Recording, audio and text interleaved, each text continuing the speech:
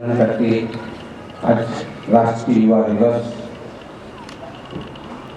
विवेकानंद जयंती और संघ का उत्सव इस कार्यक्रम की चर्चा करते हैं। ओम अज्ञानतिमिरान्धकारं ज्ञानाञ्जनशलाकया चक्षुरुन्मीलितं येन तस्मै श्रीगुरुवे नमः। तुभ्यं नमः श्रीभुवनातिहाराय नाथ, तुभ्यं नमः क्षितिकामलभूषणाय, तुभ्यं नमः श्रीचक्रितः परमेश्वराय, तुभ्यं नमो जिह्वोदधिशोषणाय। गुरु ब्रह्मा गुरु विष्णु गुरुदेव महेश्वरः, गुरु साक्षात् परब्रह्म तस्मै श्री गुरुवे नमः। आदि के ईश्वर आदि विधाता देवाधिदेव महादेव आदिनाथ भगवान की, वर्तमान जिन शासन है वर्तमान महावीर भगवान की, आचार्य श्री आदि सागरजी महाराज की, आचार्य श्री महावीर कीर्ति महाराज की, तपस्वी सम्राट गुरु और आचार्य सन्मति सागरजी महाराज की।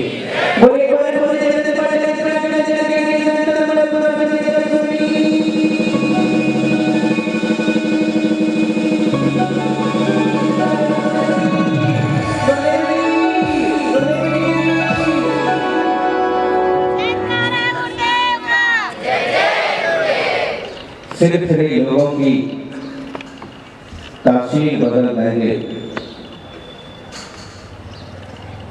युवा क्या कर सकते हैं, संघ क्या कर सकता है और हम क्या कर सकते हैं। सिर्फ लोगों की तासीर बदल देंगे। दीन दुखी गरीबों की तकदीर बदल देंगे। कृपा रही परमात्मा की तो अपने देश की तस्वीर बदल देंगे। किन परिस्थितियों और समस्याओं से जूझते हुए हम आगे बढ़े हैं, कितने आक्रमण और उपद्रवों को झेलने के बाद भी आज हम अपने पांव पर खड़े हैं। निश्चित रूप से कुछ तो है कि हसरत हमारी मिटती नहीं। जो मूल्य हमारे पास है वो दुनिया में किसी के पास नहीं है, और दुनिया में अगर कहीं पर है तो वो यहाँ से लिए हुए ही है। इतिहास कहता है कि कभी यीशु भी भारत आए थे और श्रमणों से सन्यासियों से सीखा था। कभी पैगंबर भी भारत आते थे और यहाँ से सीख करके जाते थे। और थोड़े शब्दों में कहें कि दुनिया में जो कुछ अच्छाइयां हैं वो भारत से गई हुई हैं, और जो बुराइयां हैं वो उनकी अपनी हैं। थोड़ी सी श्रद्धा थोड़ी सी मेहनत और करते तो पूरी दुनिया भारत जैसी होती। विवेकानंद जी ने अपने समय में काम किया। उन्हीं के समय में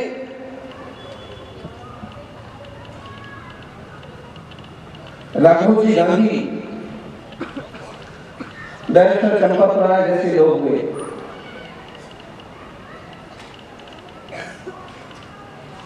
और इस देश और संस्कृति को दूसरे लोगों तक समझाने की कोशिश की।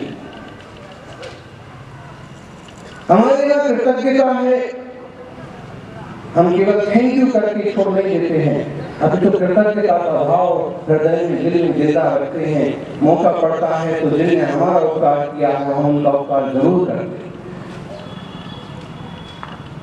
परोपकार की भावना है हमारे खून में। 18 पुराणों की रचना के बाद भी व्यास जी ने एक श्लोक लिखा, परोपकाराय पुण्याय, पुण्य चाहते हो परोपकार करो। अगर 18 पुराण संक्षेप में समझना है तो अष्टादश पुराणेषु व्यासस्य वचनद्वयम् परोपकाराय पुण्याय पापाय परपीडनम्। पुण्य के लिए है परोपकार, दूसरों का अच्छा करने के लिए परोपकार, अपना भला करने के लिए परोपकार है। और किसी को भी कष्ट देना, पीड़ा देना, चींटी को भी मारना, महावीर स्वामी कहते हैं कि पौधे को कुचलना भी पाप। हमने प्रकृति पर्यावरण के लिए कितना सोचा है और इसलिए प्रकृति पर्यावरण ने हमको भरपूर दिया है। जो हमारे देश में है संस्कृतियां, प्रकृतियां शायद और कहीं उपलब्ध नहीं है। जितनी ऋतुएं यहाँ है दुनिया में कहीं नहीं। जितने तरह के फल फ्रूट यहाँ है दुनिया में कहीं नहीं है। कोई केवल खजूर पर लटके हैं और कोई केवल एप्पल पर लटके। बहुत कम चीजें उत्पन्न होती हैं, लेकिन यहाँ इतने बड़े देश में हर दिशा में हर तरह की चीजें उपलब्ध हो जाती हैं, उत्पन्न होती हैं। भरपूर दिया है धरती ने। वास्तव में हम इस संस्कृति को भारतीय संस्कृति कहते हैं, हिंदू संस्कृति कहते हैं। और हिंदू का मतलब हिंसा से हो दूर, वो हिंदू। बिना मतलब किसी को कष्ट नहीं देना, दुख नहीं देना, हिंसा नहीं करना। अगर कोई हम पर चढ़ के आ जाएगा बोलेंगे ना, हम किसी को छेड़ेंगे नहीं, और कोई हमें छेड़ेगा तो हम उसे काली टोपी वाले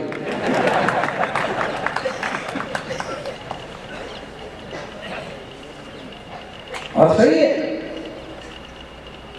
राम रावण से पंगा लेने नहीं गए थे, लेकिन रावण ने गड़बड़ किया तो उसे सबक भी सिखाया।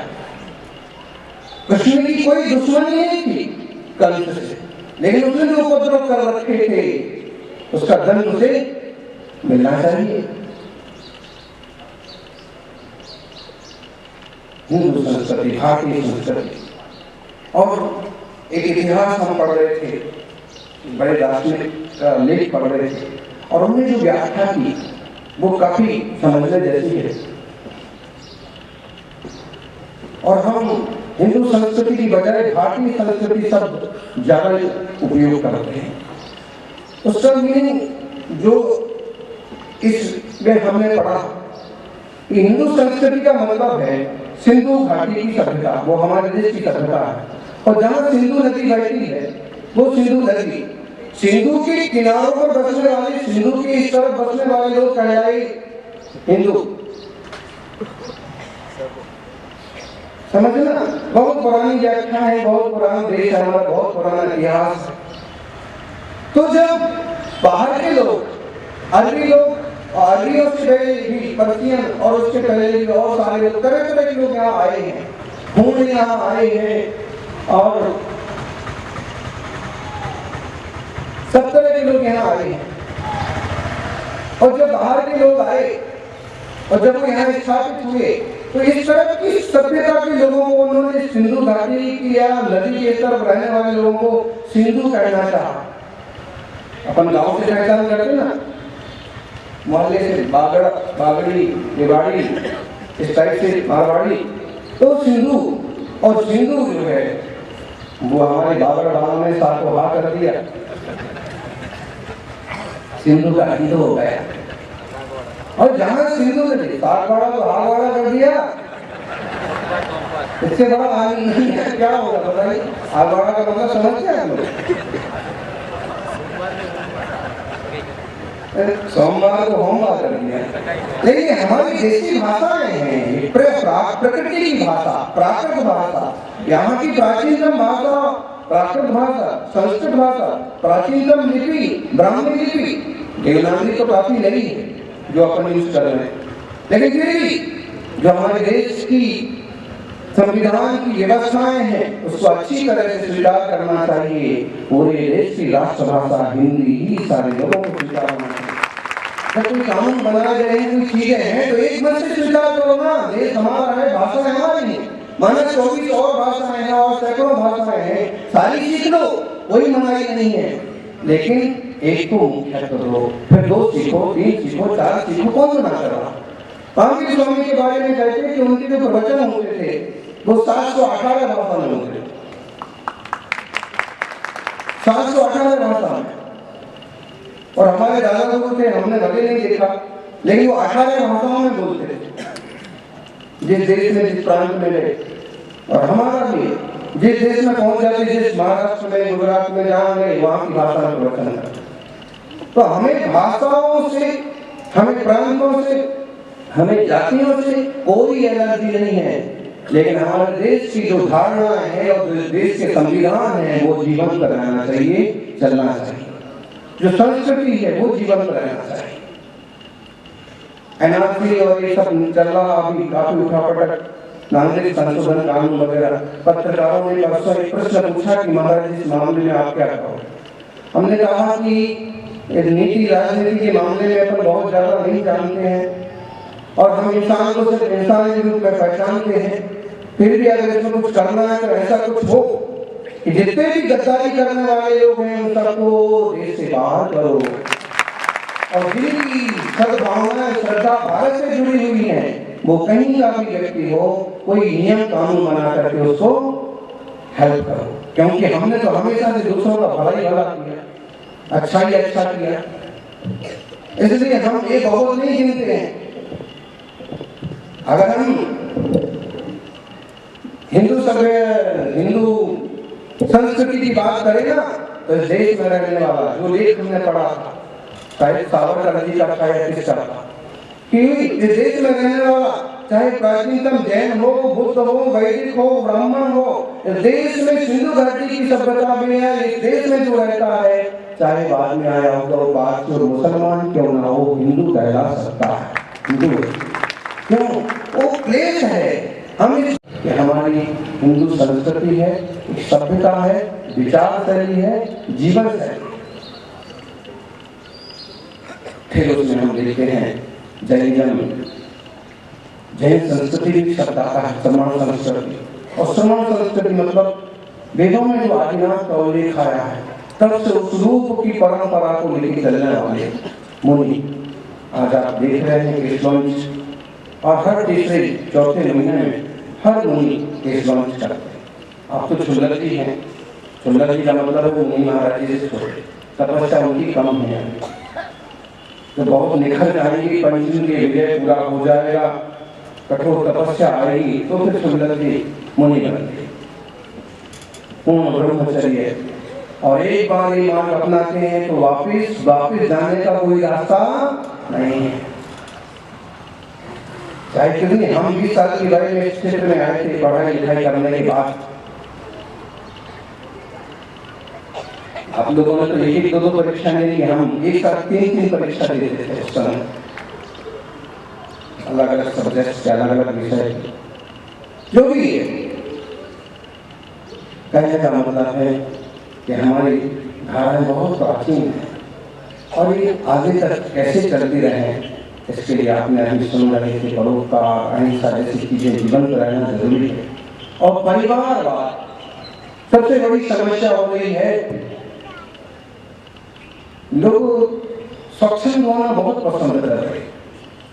टीवी, मोबाइल, इंटरनेट, जितनी उन्होंने सुख सुविधाएं दी हैं उससे ज्यादा दुविधाएं पैदा कर रही।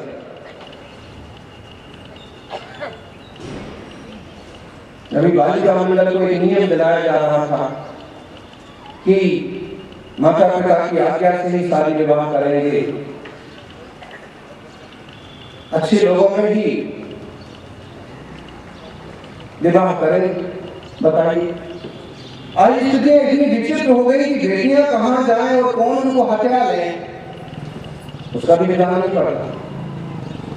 लव विवाह जैसी चीजें पिछले दिनों सुनने को मिली, काफी समझदारी से कदम बढ़ाने की जरूरत है।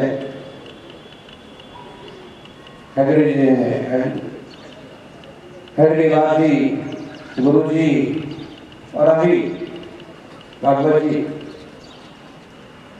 जो सद्भावनाएं और कामनाएं देश के लिए रही वो समझने जैसी है। जो लोग संघ का एक तरफा विरोध करते हैं उन्हें कम से कम उसकी भारतीयता, उसकी संस्कृति के बारे में थोड़ा समझ लेना चाहिए कि देश के लिए अच्छा काम करते हैं। एक बात जरूर है कि कोई मामले में कोई सहमत हो और कोई सहमत ना हो, वो बात अलग है। बाकी जिस ढंग से काम करने की शैली है, जनता को जगाए रखने की शैली है, वो एक बहुत अच्छी चीज है। कौन सवेरे 6 बजे जागता है, लेकिन शाखा लगती है तो आधी रात को सोया हो तो भी 6 बजे जागता है। 6 बजे शाखा में जाना है, 5 बजे शाखा में जाना है। संस्कृति मूल्य है अपने, ये अमुक त्योहार है। अभी कह रहे थे पतंग नहीं उड़ाएंगे, संकल्प करो, सही है, मत उड़ाओ, लेकिन पतंग उड़ाना ही है। ये बहुत सारी चीजें हैं कि जो भारतीय त्योहार है सबके पीछे एक लॉजिक है, एक विज्ञान है, एक तर्क है। पतंग क्यों उड़ाना, पूरा एक्सरसाइज उधर ठंड में तो तुम अभी गद्दे में पल्ली में क्या बोलते हैं बिस्तर में डूब के पड़े रहते हो ना, थोड़ा इतनी ठंडी में खुलो, थोड़ा बाहर घूमो, पूरा एक्सरसाइज हो जाता है। सूरज को देखो, उत्तरायण हो रहा है, नई ऊर्जा मिलेगी। हर चीज के पीछे कोई ना कोई मकसद है। चाहे होली का दहन हो, उसके पीछे भी रीजन है, चाहे दीपावली हो, उसके पीछे रीजन है। सब चीजों का अपना महत्व है। तो पतंग उड़ाओ, भले उड़ाओ और भले मत उड़ाओ। जो सीधा मना कर रहे हैं, हम मना करेंगे सीधा पतंग नहीं उड़ाना। क्यों? क्योंकि बहुत ज्यादा तो क्या बोले, तुम पतंग उड़ाओगे कबूतर मरेंगे। लेकिन जिस सिस्टम से पहले उड़ाई जाती है, देसी धागा होता था, सिल्क धागा होता था, किसी पशु पक्षी को भी उलझ जाए तो थोड़ा सा मेहनत करके सुलझ जाता था या धागा टूट जाता था, वो निकल जाता। अब सीधा आ गया चाइनीज मंत्र। अगर आदमी की गर्दन में फंसे तो वो भी बेमौत मरे। और अभी पतंग तो उड़ना चालू नहीं हुआ, खबरें आना चालू हो गई। बहुत ज्यादा चाइनीज यूज करना एकदम बेवकूफी है। देसी खान पान और देसी खानदान, राष्ट्रवादी,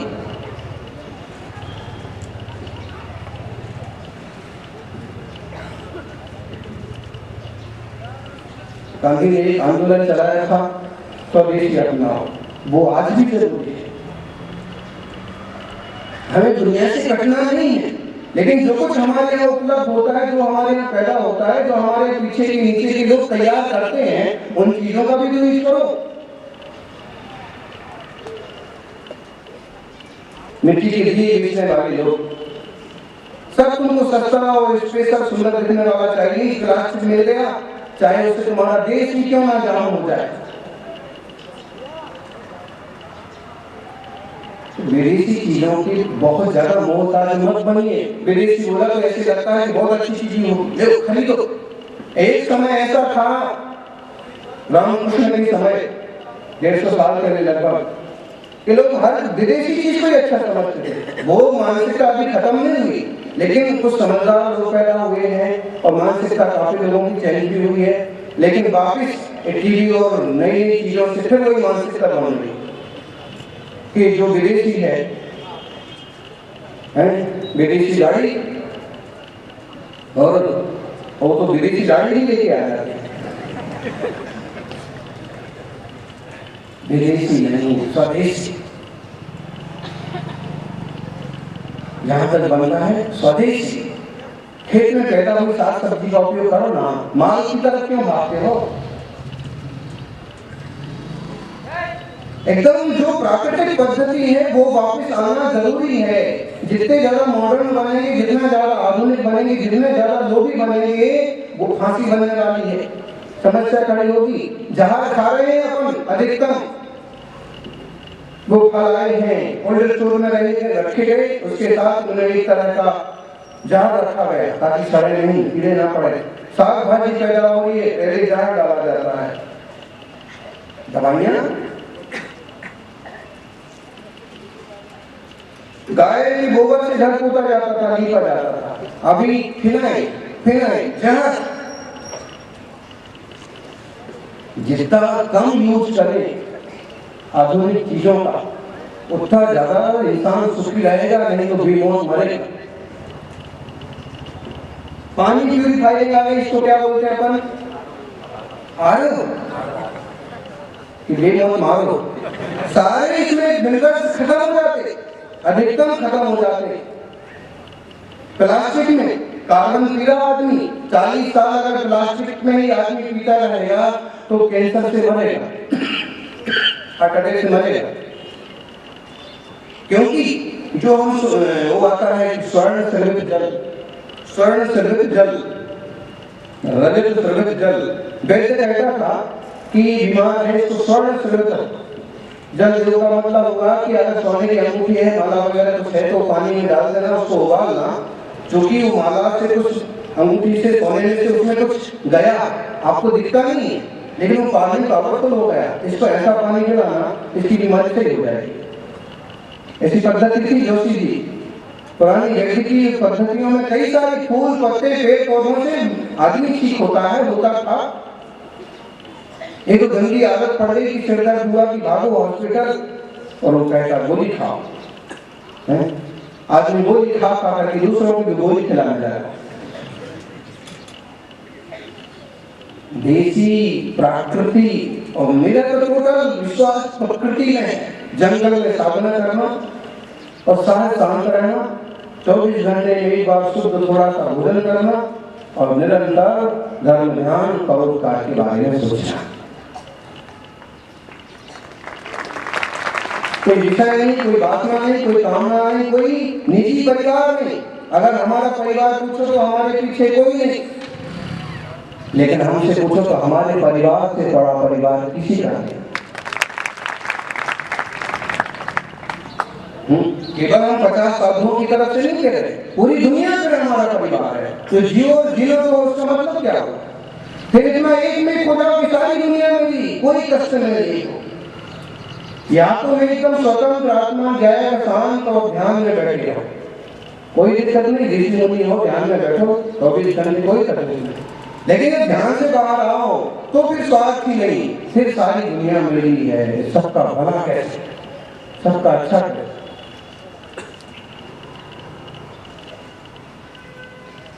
इसलिए कहते हैं कि व्यक्तिवाद के मामले में मुनि से ज्यादा स्वार्थी कोई नहीं, और चिंतन की तरफ से विचार करें तो उनसे ज्यादा परोपकारी भी कोई नहीं। धाराएं बदल देते हैं चिंतक, संत, मुनि, ऋषि। देखिए योग कहां से कहां पहुंच गए। कई सारी महत्वपूर्ण चीजें हमारे पास, बहुत अच्छा माल है, प्रोडक्ट बहुत अच्छा, लेकिन विज्ञापन बराबर नहीं हो रहा है। अहिंसा की बात करो, इतना बढ़िया माल है कि सारी दुनिया स्वीकार कर ले तो इराक का, ईरान का, अमेरिका का सारा युद्ध खत्म हो जाए, सारी दुनिया की झंझट खत्म हो जाए। परोपकार की, दया की, तत्व की बातें आतंकवादी सीख ले, करुणा हृदय में पैदा हो जाए। किसी की गर्दन पर तलवार रखने की बात क्यों आए? नक्सलवादी मूल भाईचारे को समझ ले, तकलीफ कहाँ है। लेकिन मुझे तो लगता है कि कुछ तो अच्छे लोगों की भी कमियां रही, नहीं पहुंचा पा रहे। फिर भी कुछ साधु संतों के माध्यम से, कुछ संगठनों के माध्यम से अपन समाज में कर पा रहे हैं, वो बहुत अच्छी चीज है। स्त्री शक्ति हमेशा से यहाँ अग्रणी रही है, और बेटी बचाओ का आंदोलन अलग से चलाने की अभी जरूरत पड़ी नहीं। तो एक समय आदिनाथ ने अपने ग्राम में सुंदरी पुत्रियों को सुसंस्कारित करके संदेश दिया था कि बेटी बहुत कीमती है। महावीर स्वामी ने चंद्रमा जैसी दासी को, राम ने सौरी जैसी उपेक्षित को और एक मान दिया था कि स्त्री, महिला वर्ग बहुत महत्वपूर्ण है। समानता का अधिकार हमारे यहाँ से पहले ही से दिया। अभी आंदोलन चलते ना, हमें भी समान अधिकार दो। अधिकार दो क्या?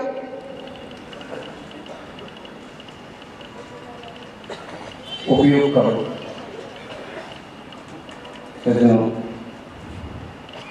पाश्चात्य संस्कृति कहती है विश्व एक बाजार है, यहाँ सब कुछ बिकता है और सिर्फ इंसान को खाने का, खरीदने का, भोगने का अधिकार है। लेकिन भारतीय संस्कृति कहती है विश्व एक परिवार है और यहाँ सबको सुख से मिलजुल कर रहने का अधिकार है। सब मिलजुल के रहने। हमारे यहाँ अभी सुन रहे थे आप, गौ को भी माता कहा, बताइए, गौ को माता कहा और ऐसे में वही बदमाश बैल को बाप कह दे तो नहीं। हमारे यहाँ की मीनिंग हर चीज की अलग अलग है। गौ को माता कहा, इसका मतलब उससे हमारा जन्म हुआ वो जरूरी नहीं है, अपितु तो उसने हमारे लिए वो सब कुछ दिया है जो जन्म देने वाली माँ देती है। इसलिए गौ को भी, धरती को भी, नदी को भी, अरे यहाँ तो पेड़ के सामने भी दीपक जला दिए जाते हैं, अर्घ चढ़ा दिया जाता है, कुएं को तक लोग पूज के आ जाते हैं। क्यों? सारी चीजों का एक तरह का मान सम्मान किया गया है और भले से लोग पूजा करते हो, लेकिन मेरी भाषा में तो हमने केवल धन्यवाद ज्ञापन किया। हे नदी, तूने पूरे गांव को पानी दिया, तेरा धन्यवाद। कोई एक दिन निश्चित कर लिया, चलो उत्सव मनाएंगे। पेड़ पौधों की भी सुरक्षा बनी रहे, इसलिए उनकी भी धागा बांधो। लोग सम्मान करेंगे तो काटेंगे नहीं, आग नहीं जलाएंगे। तो देश कीमती मूल्य और संस्कृति है हमारी और सारी दुनिया इसे समझे तो सबका भला। लेकिन हो रहा उल्टा, हमारी नई कौम जो है, हमारे लोग पाश्चात्य की तरफ बहुत झुकते जा रहे हैं। लेकिन मॉडर्निटी, आधुनिकता के चक्कर में अपने मूल्यों को खत्म मत कर दो। जो शांति, जो सहजता, जो प्रेम यहाँ है दुनिया में कहीं नहीं है। हम तो वो लोग हैं जहाँ खुद भूखे रह करके भी पहले भूखे को भोजन कराते हैं, पहले गाय को रोटी देते हैं, पहले कुत्ते को रोटी देते हैं। ये हमारे मूल्य हैं। हमारा पूरा परिवार हुआ करता था, उसकी शादियों के लिए कहेंगे तो वसुधैव कुटुंबकम, दृष्टि के तरफ से विचार करो तो उनकी जो फैमिली है। भारत सुखी क्यों है? भारत में इतने ज्यादा लोग सुखी क्यों हैं? क्योंकि दुनिया में तो केवल 7 बार होते हैं, दुनिया में तो केवल 7 बार होते हैं, भारत में एक 8वां बार भी होता है परिवार।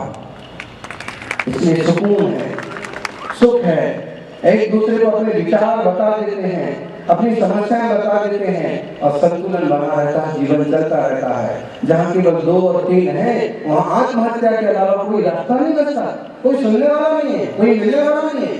मदर्स डे आया तो माता जी की जय, फादर्स डे आया तो पिताजी की जय, और नहीं तो बियर बार में पड़ा है, नहीं तो पड़ा है किसी छोकरी के चक्कर में, कोई किसी की कीमत नहीं।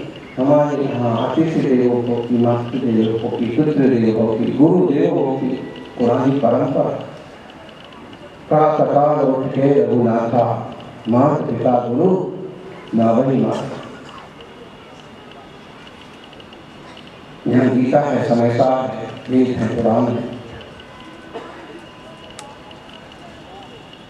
बहुत कुछ है। और ये बहुत कुछ में से हम थोड़ा थोड़ा भी ले और दूसरों को बांटे। हम उनसे वही लें वो जो बहुत जरूरी है हमारे लिए। मान लीजिए बहुत आधुनिक संसाधन है और देश के लिए उपयोगी है, समाज के लिए उपयोगी है, हम ले।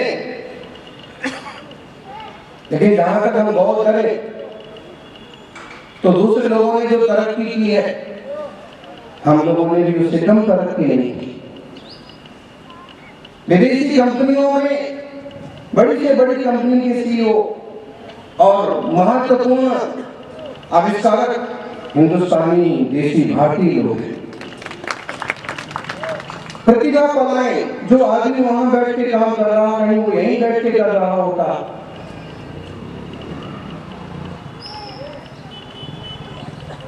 नई पीढ़ी को बहुत ज़्यादा फैशन और व्यसन से बचाना बहुत जरूरी है और समाज के निचले वर्ग को ऊपरी धारा से जोड़ना बहुत जरूरी है।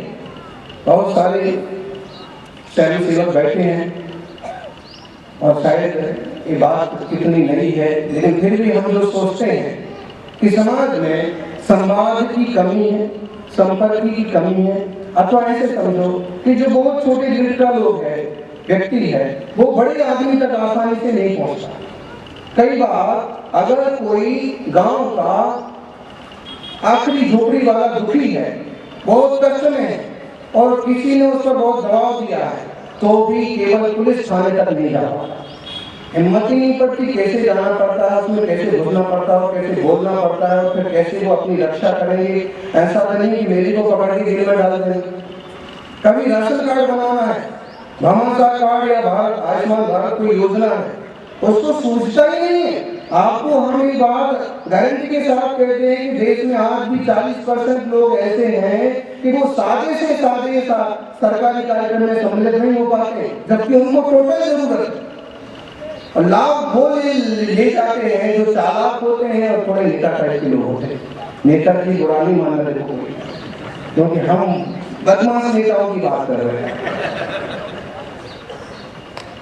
हाँ, वो थोड़ा सा दमदार आदमी है ना, उसको जरूरत नहीं है आयुष्मान भारत का 5 लाख मिलता है, कोई जरूरत नहीं है।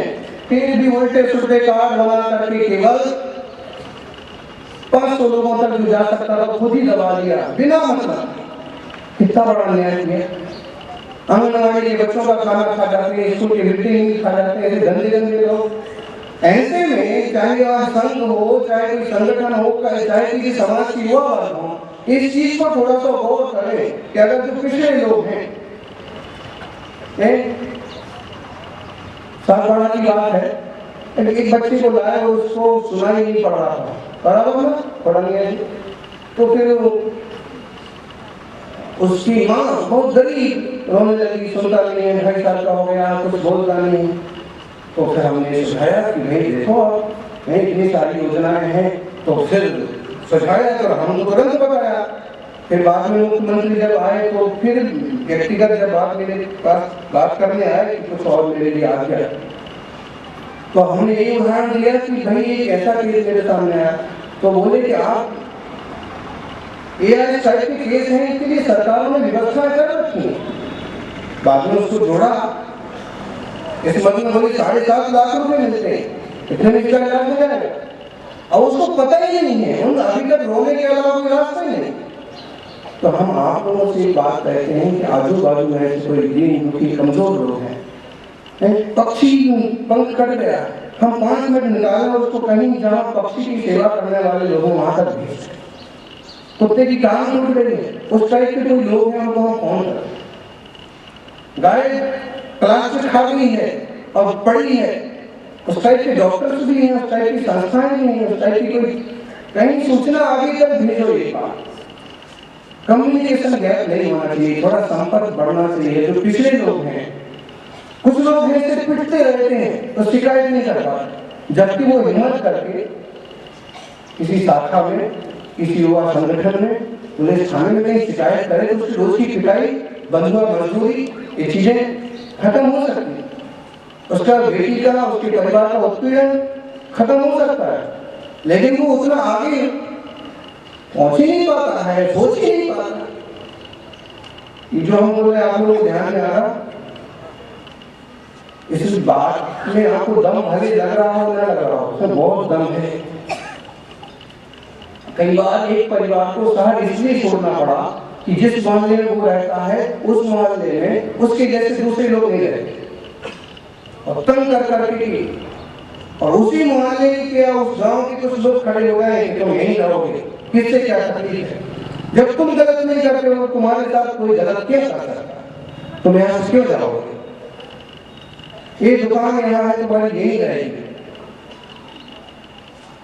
नहीं, जो पसंद नहीं कर रहे हो, जाति बोलो या जो देखो सड़ी हुई खोपड़ी में तो सब चीजें होती हैं, जाति भी होती है, संप्रदाय भी होते हैं, दंगे भी होते हैं, पराया भी होता है, सब कुछ होता है।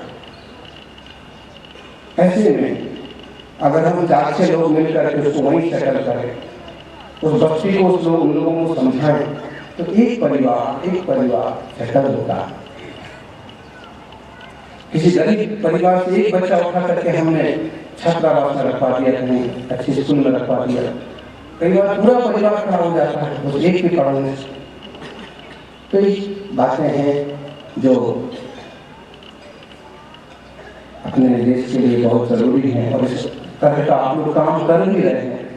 तो जो कुछ कमियां रह गई हो, रहे नहीं हो, अपन उस पर भी चिंतन करें। कल ही परसों इंदौर में भागवत जी आचार्य श्री विद्यासागर जी के पास पहुंचे, तो चूंकि सब जान ही रहे हैं, फिर भी उन्हें 2-3 बातें सुझाई कि हिंदी के लिए तो आप काम करते ही रहना चाहिए। दूसरा हथकरघा और खादी ग्रामोद्योग जैसे देसी काम भी होते रहना चाहिए। मशीनों के भरोसे हो जाए, ये लाइट के भरोसे, इलेक्ट्रिसिटी के भरोसे मशीनों के भरोसे हो जाना मतलब बेवकूफी। उसका उपयोग करो, पूरा लाभ लो, लेकिन जो देसी पद्धतियां हैं वो नहीं भूल जाना। मशीन आ गई और माँ रोटी बनाना भूल जाए, रोटी बन जाती मशीन से, और ये रोटी बनाना भूल जाए और कल 2 दिन के लिए लाइट चली जाए, कोई ऐसा आतंक हो जाए कि लाइट खत्म, भूखे नहीं मर जाओगे। इसलिए दो देसी पद्धतियां जिंदा रहना चाहिए, चाहे खेती की हो, चाहे कपड़ों की हो, चाहे रोजमर्रा के सामान की हो, चाहे खाने पीने की बात, देसी पद्धतियां जो है। मुंबई में लिफ्ट में फंस करके 5 लोग मर गए दम घुटने से। क्यों? लिफ्ट ऊपर चढ़ी, पंखा बंद हो गया, लाइट बंद हो गई, लटके रह गए। 8 घंटे तक नीचे उतारने का, ऊपर चढ़ाने का कोई रास्ता नहीं मिला, तो घुट घुट के मर गए हैं। और कोई वो योग वाला होता ना, योग करता ना 8 घंटे हो, 8 घंटे को सांस वही रोक लेता, बाकी तक मर जाते। वो मरा हुआ देखता लेकिन मरता नहीं। ऐसे साधु हुए कि वो योग साधते हैं और कहो 4-4 घंटे को समाधि में चले जाएं, सांस ही ना चले, और सांस ना चले तो उठा करके तुम उसको मसान में मत डालने। और योगी है, वापिस वो अपने आप को चालू कर लिया। तो जो चीजें हैं बहुत महत्वपूर्ण है। अपन आयुर्वेद, योग, शाकाहार, संस्कृति, भाईचारा, परोपकार और स्वच्छता अभियान, जो महत्वपूर्ण चीजें हैं सब पर थोड़ा थोड़ा गौर करें, दखल करें, यही मंगल भावना है। मराठी में बोलते हैं ना, गोड़ खा, गोड़ बोला, महाराष्ट्र में तो गोड़ बोले भी होते करने, अगली बार है ना, लेकिन महाराष्ट्र से कर रहे हैं। तो तिल गोड़ खा, तिल खाओ, जैसे तिल में तेल है ऐसे समाज में शक्ति है। और महावीर स्वामी से एक कदम बात आगे कहते हैं कि जैसे तिल में तेल है ना, ऐसे शरीर रूपी तिल में आत्मा है, भगवान है, ब्रह्म है। इसलिए इसका भी दुरुपयोग नहीं करना। मन वचन काय की शुद्धि बहुत जरूरी है। हम तो आहार को भी जाएंगे ना, भोजन को, तो श्रावक मन शुद्धि, वचन शुद्धि, काय शुद्धि, जब शुद्धि बोले तो जाके भोजन आहार हो, नहीं तो आहार भी नहीं। तो पास हो जाए भोजन, शुद्धि बोल भाई, तेरा मन शुद्ध है कि नहीं? बिना शुद्धि के खिलाएगा तो मेरा भी अशुद्ध हो जाएगा। तो मन सा वाचा कर्मणा, देश, संस्कृति, समाज के लिए अपन सभी काम करें। जैसे महापुरुषों ने किया है, श्री राम, कृष्ण, बुद्ध, महावीर, विवेकानंद और कबीर जैसे लोग। आप भी बहुत बड़ी क्षमता वाले हैं। एक युवा, एक ऊर्जावान युवा क्या नहीं कर सकता? अपनी ऊर्जा को जीवंत रखें। सूर्य उत्तरायण की तरफ जा रहा है, आप भी उत्तरायण की तरफ जाएं, ध्यान रखें। सूरज जिनको जगाता है, सूरज जिनको जगाता है वो जिंदगी में कुछ नहीं कर पाते हैं, लेकिन जो सूरज को जगाते हैं वो जिंदगी में ऊंचाइयां पाते हैं। सूर्योदय से पहले उठना सीखें और प्रभु परमात्मा का एक बार स्मरण जरूर करें कि नया और मंगलमय जीवन हर दिन नया और सबके उपकार के लिए हो, आत्मोन्नति के लिए हो। ऐसी मंगल प्रार्थना।